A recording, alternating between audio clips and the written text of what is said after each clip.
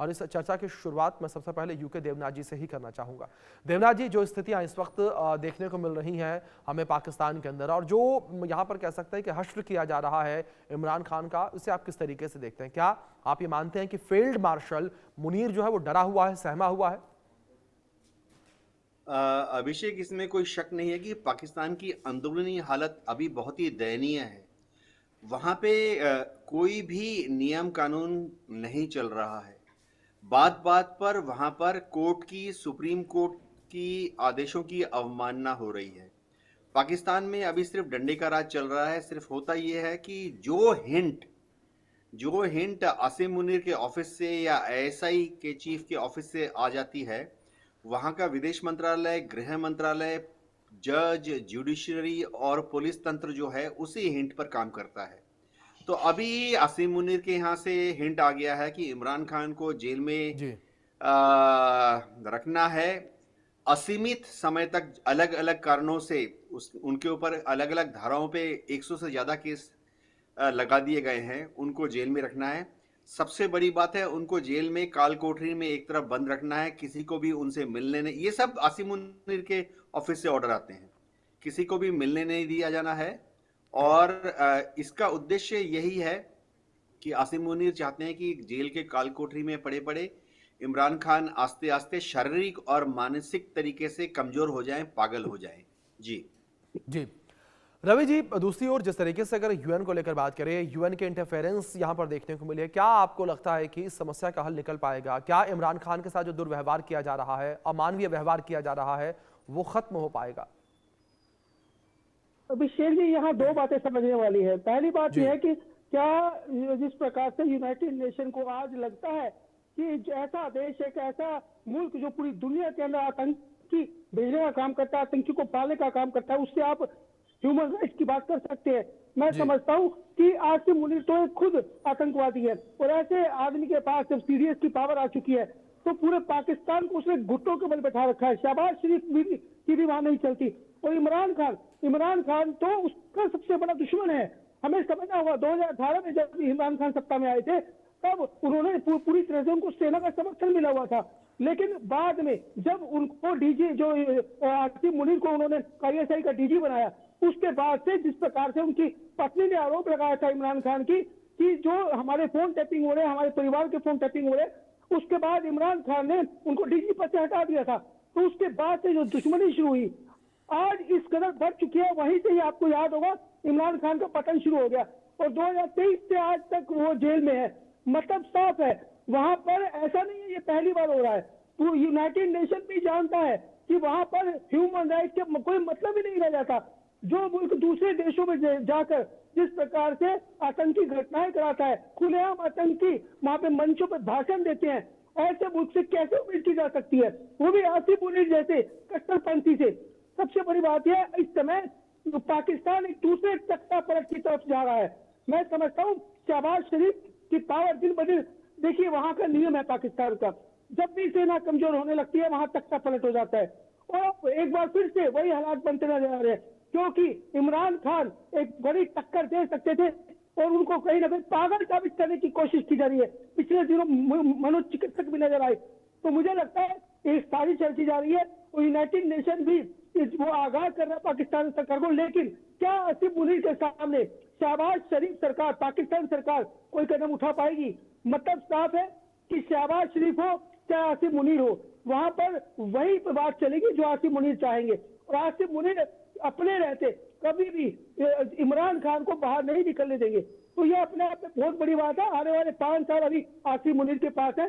तो मुझे लगता है पीटीआई के कार्यकर्ताओं के लिए, उनके परिवार के लिए मैं समझता हूँ बहुत दुखद है। और यूनाइटेड नेशन को भी समझना होगा कि जो आसिफ मुनीर है या पाकिस्तान सरकार है वो मानने वाले नहीं है। वहाँ ह्यूमन राइट का कोई मतलब ही नहीं है। और बड़ी देर से जागे हैं ह्यूमन राइट्स वाले। जब उनके परिवार ने गुहार लगाई, क्या उनको नजर नहीं आ रहा कि किस प्रकार से पाकिस्तान के जो आतंकी पाले जाते हैं और दूसरे देशों में जाके किस प्रकार से हमले किए जाते हैं, आत्मघाती हमले किए जाते हैं? खुद सरकार भी, अमेरिका भी इस बात को मानता है, लेकिन कभी भी यूनाइटेड नेशन ने ह्यूमन राइट की जो बात की है, अब मुझे लगता है ये बेमानी है। जी अभिषेक जी। बिल्कुल। यूके देवनाथ जी, जिस तरीके से रिपोर्ट ये सामने आई है यूएन ने दी है, क्या ये कह सकते हैं कि अब एक तरीके से पाकिस्तान के लिए भी चिंता का विषय है, क्योंकि पाकिस्तान को जिस तरीके से FATF की तरफ से भी पहले चेतावनियां मिली थी और पाकिस्तान एक बार फिर से जिस तरीके से ऐसी हरकतें करता नजर आ रहा है और जो यहाँ पर मानवाधिकार है उनका उल्लंघन करता हुआ नजर आ रहा है, ऐसे में क्या आप मानते थे देवनाथ जी पाकिस्तान के लिए मुश्किलें इस पूरे मामले से बढ़ती हुई नजर आएंगी, क्योंकि परिवार के लोगों को नहीं मिलने दिया जा रहा, परिवार के लोग अलग जो है इस पूरे मामले का विरोध प्रदर्शन कर रहे हैं। दूसरी ओर अगर इमरान खान के समर्थकों को लेकर बात करें, उनकी पार्टी को लेकर बात करें, तो वो एक अलग तरीके का आंदोलन जो है वो पाकिस्तान में करती हुई नजर आ रही है। हाँ अभिषेक, पाकिस्तान की जो एस्टेब्लिशमेंट है उनको ये मालूम है कि यूनाइटेड नेशन के जो बयान है कि पाकिस्तान में इमरान खान के साथ मानव अधिकार की उल्लंघन हो रही है, उस पर पाकिस्तान ज़्यादा चिंतित नहीं है। इसका बहुत बड़ा कारण ये है कि पाकिस्तान को मालूम है एक कि अमेरिका पाकिस्तान के साथ खड़ा है, अमेरिका असीम मुनीर के साथ खड़ा है। अमेरिका में ऐसे भी वह अमेरिका की जो सरकार है, चाहे पहले की सरकार या अब डोनाल्ड ट्रंप की सरकार, वह इमरान खान को नहीं पसंद करते हैं, क्योंकि इमरान खान ने कम से कम 2 बार अमेरिका विरोधी बयान दिया। तो अमेरिका में भी सरकारी तौर पर इमरान खान के लिए कोई समर्थन नहीं है। ये चीज असीम मुनीर को मालूम है, इसलिए असीम मुनीर को मालूम है कि यूनाइटेड नेशन में कोई भी प्रस्ताव पारित हो जाए या यूनाइटेड नेशन से कोई भी स्ट्रिक्ट बयान आ जाए पाकिस्तान के खिलाफ, पाकिस्तान की जो सरकार है, असीम मुनीर है, वो उसको इग्नोर कर देते हैं। एक और बहुत बड़ी बात है कि अरब देश जो हैं जिनसे कि पाकिस्तान बार बार बड़ी तादाद में लोन लेता है, सऊदी, कतार, ये सब देशों ने अभी तक इमरान खान को इतने लंबे समय तक जेल में जो डाला गया है उसकी कोई क्रिटिसिज्म नहीं की है। ये बहुत बड़ा फैक्टर है, क्योंकि पाकिस्तान को लोन IMF दे देता है, वर्ल्ड बैंक दे देता है, लेकिन क्या अरब देश, कोई भी मुस्लिम देश जैसे सऊदी अरेबिया है, क्या वो लोग वहाँ के जो किंग हैं या प्रिंस हैं अभी मोहम्मद बिन सुल्तान, कतार के शेख, अलग अलग जो गल्फ कंट्रीज हैं उनके अमीर, क्या वो उनको क्रिटिसाइज कर रहे हैं? नहीं क्रिटिसाइज कर रहे हैं। तो असीम मुनीर को मालूम है कि इमरान खान पर एक के बाद एक चार्जेस लाते रहो, जेल में सड़ाते रहो। पहले कह दिया कि भाई उन्होंने स्टेट सीक्रेट लीक कर दिया। इमरान खान ने क्या लीक किया था? कुछ भी नहीं किया था। इमरान खान ने एक जगह ये बोल दिया कि विदेशी ताकतें यानी पाकिस्तान, अमेरिका इमरान खान को गिराने की कोशिश कर रही है। फिर उनके ऊपर एक और चार्ज लगा दिया, तोशखाना केस। इमरान खान जब भी विदेशों में जाते थे तो जाहिर बात है उनको कहीं से इत्र और कहीं से छोटे मोटे गिफ्ट मिल जाते थे, तो चार्ज लगा दिया कि उन्होंने इन विदेशी जो गिफ्ट मिले थे उनके ऊपर नाजायज कब्जा कर लिया। क्योंकि नियम ये है कि भाई जो भी इमरान खान को गिफ्ट मिले हैं वो आके सरकारी खजाने जमाना करने पड़ते हैं। उनके ऊपर एक बहुत ही बेहुदा सा कुछ आरोप लगा दिया कि जब उन्होंने बुशरा बेगम से शादी की तो शादी में उनका एक नियम होता है कि इद्दत का पीरियड निकलना चाहिए, यानी पहले तलाक से लेकर दूसरी शादी तक, इमरान खान की शादी तक 3 महीने का समय निकल जाना चाहिए। वो उन पर बोल दिया कि ये इद्दत का समय नहीं पास हुआ था। तो जैसे वहां पे कादिर ट्रस्ट नाम का एक केस इमरान खान की तरफ लगा दिया कि ट्रस्ट की जो जमीन थी वो उन्होंने बतौर घूस यानी करप्शन करके इमरान खान को गिफ्ट में दे दी जमीन। तो ये सारे जो चार्जेस हैं ये फाइनली बहुत ही कच्चे चार्जेस हैं, लेकिन क्या है कि इन सब चार्जेस, एक एक चार्ज के पीछे 7 साल 10 साल 14 साल इमरान खान को जेल में रखने का प्रावधान है। तो इस हिसाब से तो इमरान खान अभी ऑलरेडी 73 साल के हो गए हैं। अगर उनको अगले 14 साल या 21 साल तक जेल में रखेंगे तो इसका क्या मतलब है? वो जेल में ही अब अल्लाह मियाँ को प्यारे हो जाएंगे। ऐसे भी अदियाला जेल जो पाकिस्तान का है इस्लामाबाद में, उसके बारे में है कि जो प्रधानमंत्री प्रेसिडेंट को, रिटायर्ड प्रधानमंत्री या रिटायर्ड प्रेसिडेंट को अदियाला जेल में डाल देते हैं, वो उसका वहां से जनाजा ही निकलता है। जी जी जी रवि जी, दूसरी ओर एक चीज मैं आपसे और यहाँ समझना चाहूंगा, क्या अमेरिका और यूरोप के दबाव से पाकिस्तान जो है वो इमरान खान को छोड़ सकता है? क्या कोई दबाव इस तरीके का बनता हुआ देख रहे हैं? और दूसरी ओर एक चीज मैं और इंक्लूड करना चाहूंगा, जिस तरीके से देवनाथ जी ने जिक्र किया कि अगर इमरान खान को लेकर बात करें तो इमरान खान ने कई मौकों पर डायरेक्टली और इनडायरेक्टली अमेरिका की आलोचना की है, वो अमेरिका के उतने समर्थक नहीं रहे हैं। जी बिल्कुल अभिषेक जी, मुझे लगता है कि यूरोपीय देश फिलहाल इसमें कोई इंटरफेयर नहीं कर रहे, नहीं तो इतने लंबे समय तक इमरान खान को अंदर नहीं रखा जा सकता था, क्योंकि जिस प्रकार से यूके देवनाथ जी अभी बता रहे थे, जितने भी चार्जेस है वो इतने हल्के हैं कि वो कोर्ट में टिक ही नहीं सकते। लेकिन क्योंकि वहां की न्यायपालिका पूरी तरह से आर्मी के हाथों में है, बिना आर्मी के आदेश के कोई भी डिसीजन नहीं लिए जा रहे, तो ऐसे में कहीं ना कहीं एक बड़ा तख्ता पलट असल में हो चुका है और इसमें कहीं ना कहीं अमेरिका पूरा समर्थन मिला हुआ है आसिम मुनीर को। जिस प्रकार से खुद डोनाल्ड ट्रंप ने आसिम मुनीर को बुलाकर लंच कराया, यह पूरी दुनिया देख रही थी और जिस प्रकार से उनकी तारीफ की, मैं समझता हूँ यह स्पष्ट हो चुका है कि वो इमरान खान को कभी भी छोड़ने के लिए नहीं कहेंगे, ना ही ऐसा कोई दबाव बनाने की कोशिश करेंगे। कहीं ना कहीं इस बात का खुलासा खुद इमरान खान लगातार करते रहे हैं और इस बात को पूरी दुनिया समझ रही है। लेकिन सच्चाई है कि यूनाइटेड नेशन का भी जो दबाव बन रहा है वो सिर्फ एक एडवाइजरी है। मुझे लगता है किसी प्रकार का दबाव बनाने की कोशिश नहीं की गई है, क्योंकि उनके परिवार ने यूनाइटेड नेशन के जो दूत थे उनसे मुलाकात की थी, उसके बाद ये जो है बयान सामने आया है। लेकिन पूरी दुनिया देख रही है और देखते रहेंगे आप कि वहां पे एक, मैं समझता हूं कि डिक्लेयर नहीं हुआ, लेकिन ये एक तख्ता पर जैसे हालात है। शहबाज शरीफ अभी सत्ता में है क्योंकि इस समय पाकिस्तान के हालात बहुत बदतर हैं और कहीं ना कहीं सऊदी अरब से काफी अच्छा फंड लगातार पाकिस्तान को मिलता रहा है और शहबाज शरीफ के परिवार से जो वहां के प्रिंस है, क्राउन प्रिंस, उनके साथ बड़े अच्छे संबंध रहे।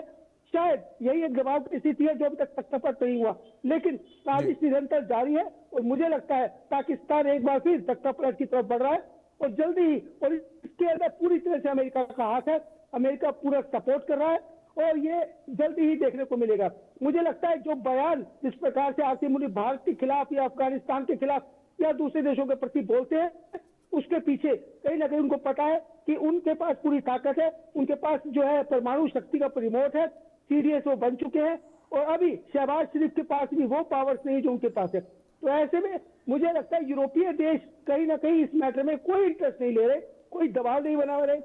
यूनाइटेड नेशन भी अपनी एक फॉर्मेलिटी पूरी कर रहा है, लेकिन सच्चाई है कि इस मैटर पे कहीं ना कहीं इमरान खान का वक्त अभी ठीक नहीं होने वाला। मुझे लगता है वो जेल में ही कहीं ना कहीं सड़ जाएंगे और खासकर जब वो भी सत्ता में थे तब वो भी कहीं ना कहीं मैं समझता हूँ जिस प्रकार की प्रक्रिया इनकी रही है आसिम मुनीर की, वो भी इसी प्रकार से चलते हैं। वहां का एक नियम है, चाहे कोई सत्ताधारी हो, चाहे आईएसआई के चीफ हो, चाहे सेना के प्रमुख हो, वो उनका मकसद कहीं ना कहीं आतंकवाद को पालना है और यही उनकी प्रक्रिया रही है। तो मुझे लगता है कि ये एक विचारधारा जो चली आ रही है, यही उसका कारण है जो आज इमरान खान पतन की तरफ जा रहे हैं। लेकिन जो है यूनाइटेड नेशन, मैं समझता हूँ तो जिस प्रकार से पैसे बनाने की बात की जा रही है, लेकिन ऐसा कोई पैसा बन नहीं रहा है, ना ही किसी यूरोपीय देश की तरफ से कोई ऐसा समर्थन मिलेगा। पूरी तरह से आसिम मुनीर को अमेरिका का समर्थन मिला हुआ है और इस बात को लेकर मुझे लगता है अभी इनका वक्त चाहे कितना भी इनका परिवार चिल्ला ले, चाहे पीटीआई के कार्यकर्ता जितना हमारी सड़कों पर निकल जाए, पर कुछ होने वाला नहीं है। जी यूके देवनाथ जी, क्या पाकिस्तान में सेना अब न्यायपालिका और जेल प्रशासन पर भी पूरी तरीके से कब्जा जमा चुकी है, आपको ऐसा लगता है? इसमें कोई शक नहीं है कि पाकिस्तान में न्यायपालिका पूरी तरह से सेना के कब्जे में आ गई है। इसका एग्जाम्पल ये दे सकते हैं कि सुप्रीम, अब से ये नियम हो गया कि एक सेपरेट कोर्ट बनाया गया है जिसमें कि जितने भी आतंकवादी हमले पाकिस्तान के अंदर होंगे या पाकिस्तान की नेशनल सिक्योरिटी से जुड़े हुए मामले होंगे, वो इस अलग कोर्ट में डिसाइड होंगे और सुप्रीम कोर्ट भी इस नेशनल सिक्योरिटी कोर्ट जो बन रहा है उसके आदेशों को ओवर रूल नहीं कर पाएगी। यहाँ सेना का दबदबा था, ये तो हमेशा से ही पता था। देखिए, क्लासिक एग्जांपल मैं बताता हूँ कि जब इमरान खान के ऊपर केस चला कि उन्होंने स्टेट सीक्रेट लीक कर दिए, दुनिया भर से और पाकिस्तान से भी पत्रकार सब वहाँ पहुँच गए ये देखने के लिए कि केस क्या चलता है। तो पत्रकारों को अंदर नहीं जाने दिया, दुनिया जो इंटरनेशनल मीडिया थी उनको भी वहाँ नहीं अंदर जाने दिया। बोला, बस इतना कहा गया कि उन्होंने सीक्रेट लीक कर दिए हैं। और जो कोर्ट है वो एक टेम्पररी कोर्ट बनाया गया जेल के अंदर ही, और वहां ना पब्लिक को जाने दिया गया ना मीडिया को जाने दिया। इमरान खान के जो खुद के वकील थे उनको भी वहां पर केस लड़ने नहीं दिया गया। और क्या किया सरकार ने, दिखाने के लिए दो सरकारी वकीलों को नियुक्त कर दिया इमरान खान के डिफेंस में, जो कि इमरान खान का डिफेंस कहाँ करेंगे, वो तो पूरे केस के दौरान मुस्कुरा रहे थे, हंस रहे थे। तो ये बहुत ही जो पाकिस्तान की जुडिशरी है उसने ऐसा अलाउ कैसे किया, ये बहुत ही हास्यास्पद है। ये दिखाता है कि वहाँ की जुडिशरी बहुत ही कमजोर है।